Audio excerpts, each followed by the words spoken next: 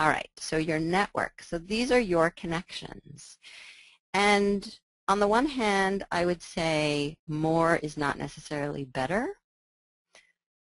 It's about quality, as everything, as opposed to quantity. But more is better when it comes to who you connect with, because if you connect, I'm showing you here my list from a couple weeks ago. I had 1,641 connections, so that's pretty good. And if you connect with me, then you get access to my 1,641 connections. That's good for you. So you want to connect with people who have a lot of connections, but you don't necessarily have to focus all your time and energy on building your connections. You can do it organically. More important is to focus on groups. Now, who do you have access to? So I suggested that if you connect with people who have a lot of connections and you have access to their people, you basically get 3 degrees, and that's what those little numbers stand for. So this Daniel is 2 degrees away from me, so I can see a certain amount of his information. And this Greg is 3 degrees away from me, and I can see some of his information. But anyone who's beyond 3 degrees away from you, you may not be able to see their name, you may not be able to see their last name, you may not be able to see their whole profile in this free version of LinkedIn. And my recommendation actually is that you don't start paying whatever the monthly subscription is. They have a couple different options for LinkedIn until you are making the most of the free services and the free features that they offer. And then, or especially if you're trying to access certain people and you find you can't have access to them because you're not paying, then you can explore the paid version. It's only $25 a month or something like that. But still, there's so much you can do for free. I would focus on that first. Okay. Now, who should you connect with? So obviously, you should connect with people that you know.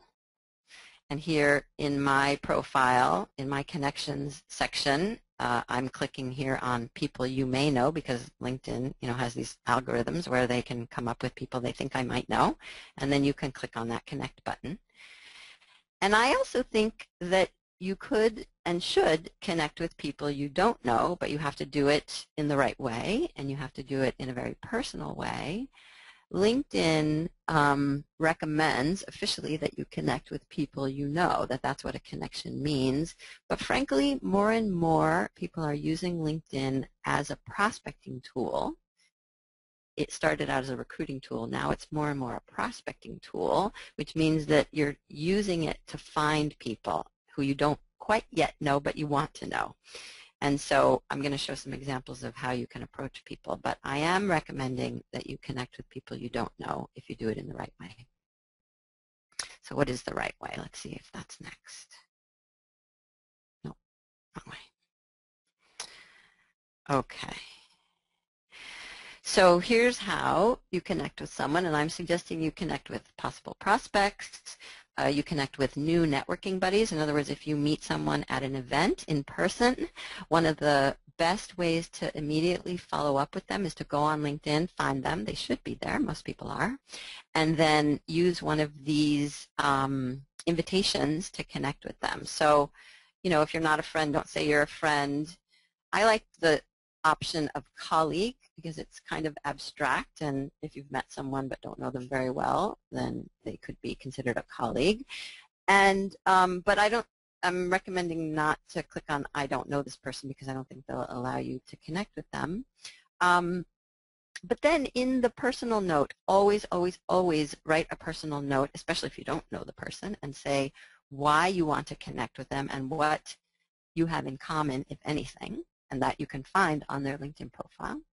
But never, never, never use this horrible generic, I'd like to add you to my professional network on LinkedIn, because if they need an excuse not to say yes and accept your invitation, that will be it. But if you take the time to be a human being and say something personal to them about you and about them, then my guess is they will connect. Most people do. There's really, on LinkedIn, no reason not to.